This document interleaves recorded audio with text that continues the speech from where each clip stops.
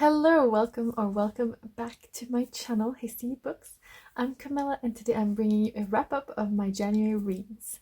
So in 2024, one of my goals is to read less and kind of just think more of the books I'm picking up and enjoy them, more instead of rushing through, which I find I've been doing since being on BookTube. So I read 6 books in January and I feel like they were some good reads. So let's go through some quick stats and then I'm gonna give you some reviews. So out of the 6 books, they're all by women.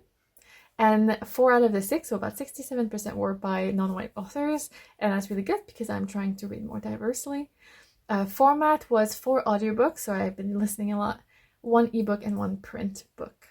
Out of the 6, there were 2 that were arcs that I got through NetGalley. There was 2 rereads. There are books that I actually meant to reread in December for the rereadathon, but I didn't get to it. And then in January, I just really felt like rereading those books. I thought, why not? So I gave myself, the space to reread 2 books that I actually really enjoyed previously and still really enjoyed now. And also out of the 6 books, there are 3 books that I actually own. Only 2 that I have on my shelves. Because one of them I re-listened to an audiobook. So that's a quick stat. So what were the 6 books that I read? The first one was How to Solve Your Own Murder by Kirsten Perrin. This was a NetGalley arc that I got, I think just at the end of December. It came out, I believe, in January 2024. I should have checked that before. No. But it basically follows 2 timelines. We have the present day timeline where this woman who's trying to be actually a crime writer she gets a call that her great aunt, something like that, has passed away and she has to come for the will reading. And when she gets there, there's she thinks that maybe she's been murdered because it's kind of being ruled a suicide and stuff like that. So that the whole investigation starts and it's really interesting. And then that's kind of juxtaposed with a timeline of the great aunt when she was younger and there's two crimes really at the same time. So we're getting a bit of both in both perspectives. And I just really enjoyed both of them in the past and in the present and the different characters. So yeah, I thought it was actually really, really good. I really enjoyed it. And it's one that I would definitely recommend if you enjoy kind of more like cozy mystery. Maybe not cozy mystery, but cozy crime. Because there was nothing too spooky or too out there for me. It felt very much about the characters and their relationship, and especially the present day character with her great aunt and following that kind of link to her, and she's reading her diaries, which is how she's getting the perspective that we're getting in the other narration, right? So yeah, that was really, really good. Next, I read a poetry collection, and this was also an e-arc.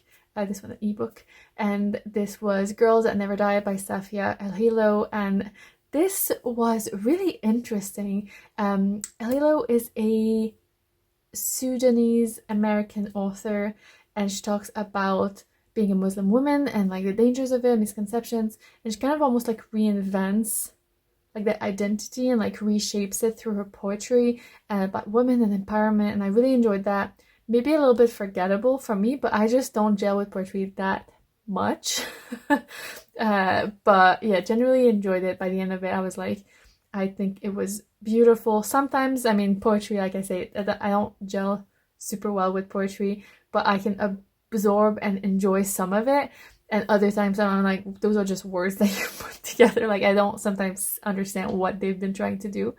But generally, I really enjoyed this one. Next, I listened to the nonfiction book Don't Touch My Hair by Emma Dabiri, and I enjoyed this. I saw Dabiri talk at the Edinburgh Book Festival a couple of years ago. Really enjoyed her take on things. It wasn't about this book, it was about a different one, which I own that book. It's What White People Can Do Next. But my library had an audio book of Don't Touch My Hair, and I really wanted to get a bit of her voice, and it was just, yeah, I really enjoyed it because it started very personally.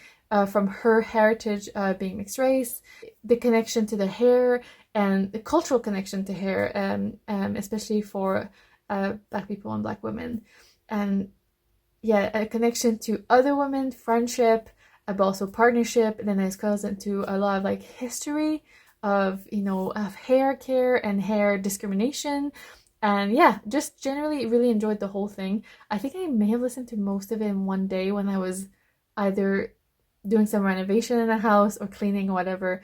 And it was like really nice to like hear it all because it's very accessible as well.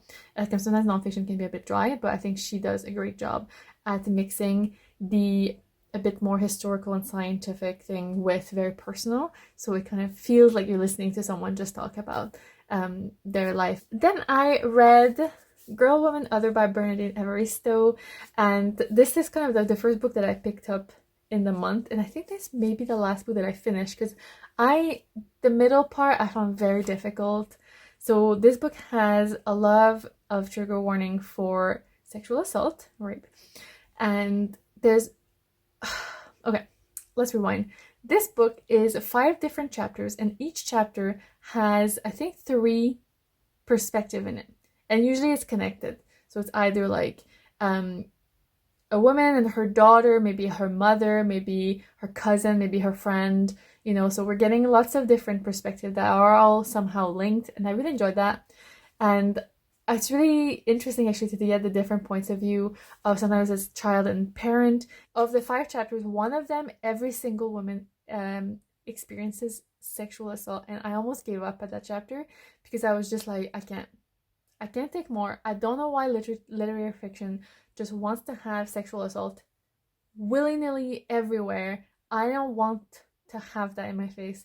It's just so triggering, and I just don't like it. But once that chapter was finished, I could breathe, and I really enjoyed the second half of this book.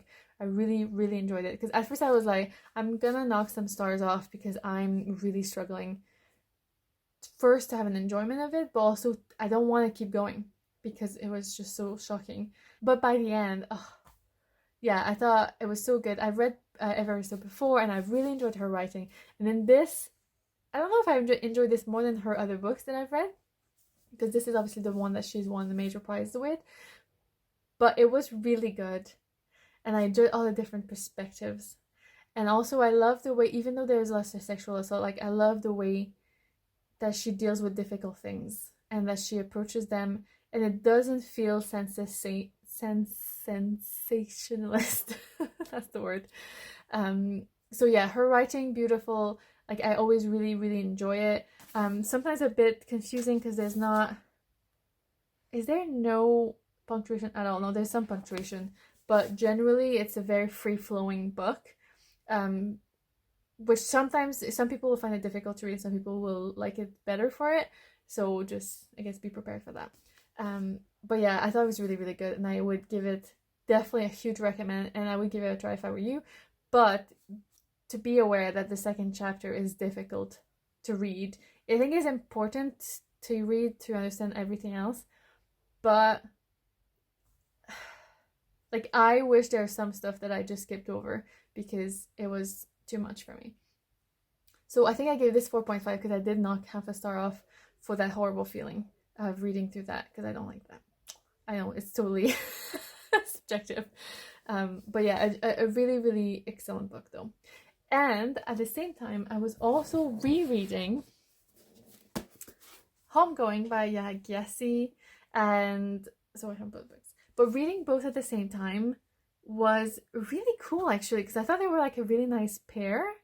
And also I had Don't Touch My Hair by Emma Dabiri. So yeah, but these two I thought were really, really good because I think there's the intergenerational link that you get in both of them that I thought was really cool. And in Girl, Woman, Other, you get some of the characters and history that's not really explored a lot because the chapters are short. So it does feel sometimes in surface, even though I don't believe that they're in surface. It feels like you're just going the surface of their lives. And then you get to Homegoing, and some of the characters have very similar experiences throughout history. So if you don't know Homegoing, I will give you a really quick summary. We're following 2 sisters. They were born in Africa. I think it's the 1800s, but it might be 1700s. Honestly, I don't remember. But we're following them in their lineage. So one of them gets sold into slavery, and the other one gets continued living in Africa. And then we're following both of their descendants through history until present day, and I just love that. So that's why it felt sometimes a bit similar to Girl, Woman, Other, because you get the intergenerational aspects of yeah, of the lineage of like why people are potentially the way they are, and you know, the different opinions through history and all of that. So that thought that was really, really cool. And this is probably my favorite book in all books. If people ask me to pick one book, this is usually the books that I say. So recently I was like, oh, I remember I got, this was one of the first e-arcs that I got on NetGalley. So I got this before it came out and I loved it. And I remember I recommended it to my mom and it came out and she bought it. And ever since it's been a favorite book of mine. And I had never reread it. So that's why I wanted to reread it. And I took the time to do it. And I was also listening to the audiobook and it was really good. Yeah, so I really, really enjoyed it again. I think, yeah, yet again, I just a brilliant, brilliant read. And at times I did feel like sometimes it was maybe a bit in surface as well, a bit like similar to Girl, Woman, Other. Like I think sometimes when you just do 20 pages about a character, you know, you don't get as much. Like sometimes I just want to get kind of more stuck into these characters' lives because that's what you get to do sometimes with books. But at the same time, it's a great look into I guess intergenerational relationship trauma and just lineage and history, because you go through so many different, you know, phases of history, from Africa to the UK and the US, like everywhere. So yeah, really, really good, and I recommend it yet again. I loved it. And I finished a month rereading also Book Lovers by Emily Henry. I own this book, but I don't have it. It's in the storage. So I listened to the audiobook. It was on my library app. And I just felt like I wanted a rom-com. I wanted something light. And I just wanted... And I know that I'd love this one, so I just listened to it again. I loved it again. I just thought it was just charming, and it does a good job with like the sisterly bond as well as having the romance and a bit of the self-discovery and self-empowerment in the characters. So yeah, I really liked it. I think weirdly enough, like that book of its own genre is like a 4 for me. It tipped the balance a little bit because everything else is quite serious and traumatic. So having that one in there felt like I'm not equating, you know, homegoing to Book Lovers, but also I love both books. So what can I say? So yeah, these were the 6 books that I read in January. What did you read? What was your favorite book of the month? Do you have a good recommendation? Let me know if you've read the books that I've mentioned and if you've enjoyed them or not. You know, love to hear your opinion. And as always, thank you so much for watching and see you back. Bye!